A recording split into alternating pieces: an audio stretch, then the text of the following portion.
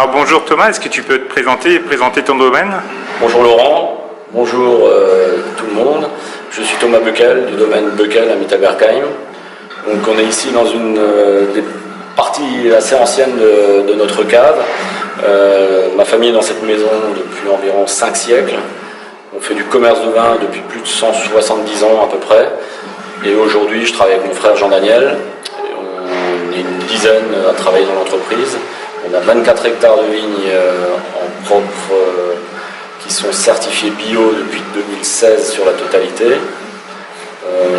À côté de ça, on a une activité d'achat de raisins sur une quinzaine d'hectares, dont une partie est certifiée. Alors, voilà, on exporte à peu près 70% de nos 350 000 bouteilles produites annuellement dans tous les pays où se consomme du vin sur cette planète.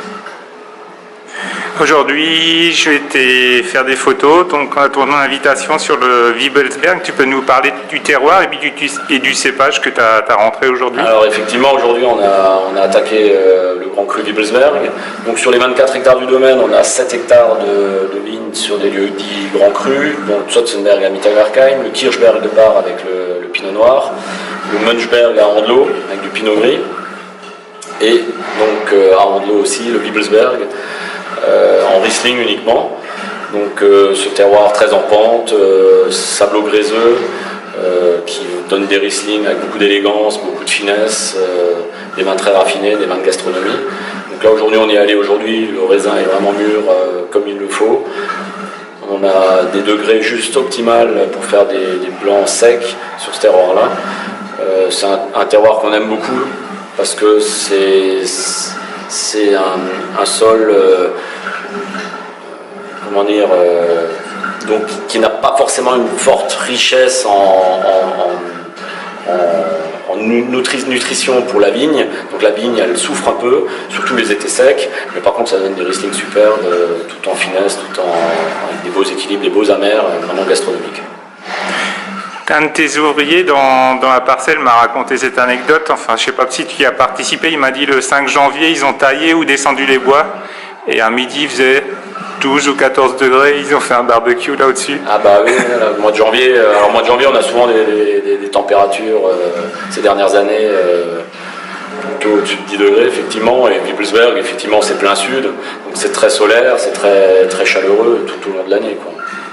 Tu peux nous parler aussi du millésime 2018, qu'est-ce que tu en attends ou qu'est-ce que c'est? Alors, ça te fait penser à autre chose, à un autre millésime? Parce que j'ai vu que tu as une œnothèque impressionnante, enfin que vous avez une œnothèque impressionnante, est-ce que... Alors 2018, ouais, c'est vraiment un millésime, quelque part c'est ce qu'on attendait depuis quelques temps, donc je pense, nous qui travaillons les vignes et qui depuis quelques années, donc avec le passage en bio, le changement climatique, on a eu des récoltes avec des rendements assez faibles ces 10 dernières années. Donc on attendait un peu un millésime généreux.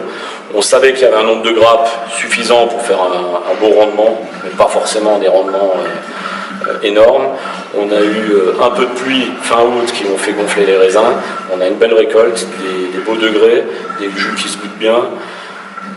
Des raisins qui sont sains encore aujourd'hui, on finit bientôt les vendanges là d'ici quelques jours, mais c'est vraiment magnifique, hein.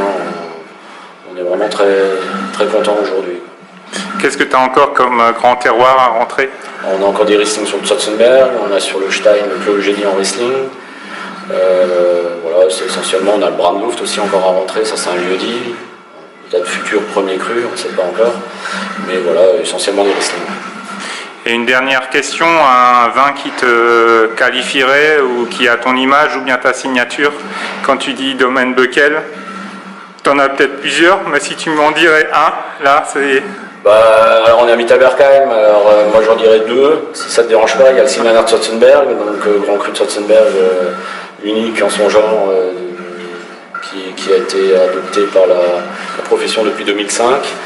Ce fameux Silvaner, et puis en rouge aussi on a le Pinot Noir maintenant sur le Kirchberg de Bar, pour l'instant issu de jeunes vignes mais qui a un potentiel immense et le jour où il sera en grand cru ça sera juste fantastique pour l'ensemble du vignoble. Et avec un Silvaner de Sotzenberg, qu'est-ce qu'on mange avec? C'est toujours... On peut manger plein de choses, hein, ça peut faire l'apéritif, Ça peut faire des risottos crémeux avec du parmesan dessus, ça peut faire des fromages type comté ou parmesan, ça peut faire des fruits de mer, c'est assez comme ça pour se faire plaisir. Fin d'après-midi. Ben, merci à toi Thomas. Ben, merci à toi pour être passé chez nous et avoir pris quelques moments dans les vignes et dans la cave. Merci. À bientôt.